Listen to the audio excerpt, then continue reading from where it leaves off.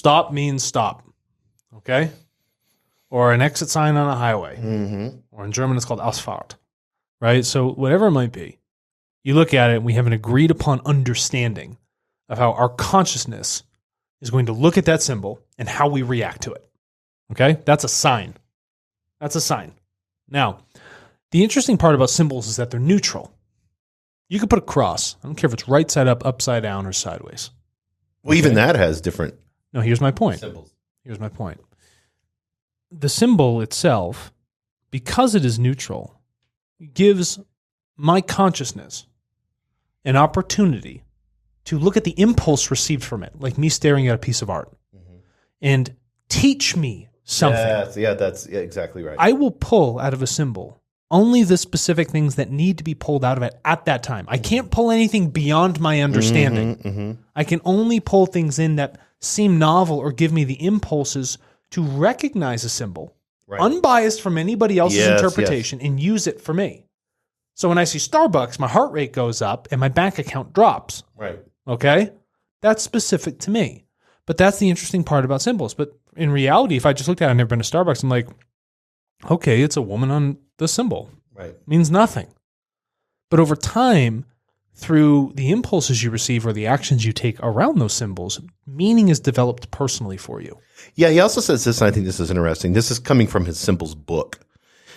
Jung connects the formation of symbols with the tension of opposites and the resulting transcendent function. So this is from his book. He's actually saying this. The shuttling to and fro of arguments and effects represents the transcendent function of opposites. The confrontation of the two positions generates a tension charged with energy and creates a living third thing. Not a logical stillbirth in accordance with the principle teritium non datur, but a movement out of the suspension between opposites. A living birth that leads to a new level of being, a new situation. Okay, cool. All right. So he's putting a lot on a symbol. I know. Let me just break this down real quick because I heard what he said and I get it. I have this symbol here in my hand, okay? And for you, anybody here that's on camera, you can see this symbol. Now,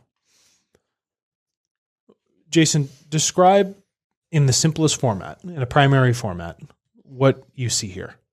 A book and a sun. Okay. Now, those reside inside of what? Circles. Uh-huh. Very good. You're doing great. And that circles resides inside of what? The circles reside inside of what? Yeah. A book? Like Oh, yeah, the square. Yeah. Okay. Yeah. What are these little lines? Yeah, exactly. So I have these things that are there. Now, if a symbol didn't exist inside this space, which is this black square, and I'll show it here on camera again, I would just have nothing, correct? So in order to get to the appropriate definition, which Jung is talking about, the second something is put here inside this square, a line, a circle, a book, a color, space is occupied. So now I have an opposite nature of things. I have an emergence. Because in nothingness, something has now occurred. Yes, Okay? I like this. So within the symbol, you have a birthing of some sort of other thing that otherwise wasn't there in a nothingness. Okay? It's emerging. And the more things I add in here, the more space they occupy. And the opposite nature of their occupancy is that as they take up space, then there's less null space that was there in the first place. So his description of it is really, really correct. And the same thing happens in your mind when observing it. I didn't see this symbol at first.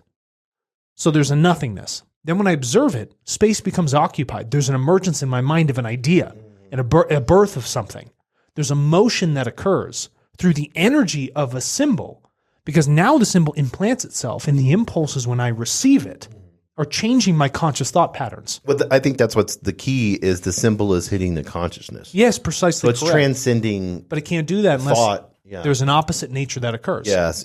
Something has to emerge out of the nothing.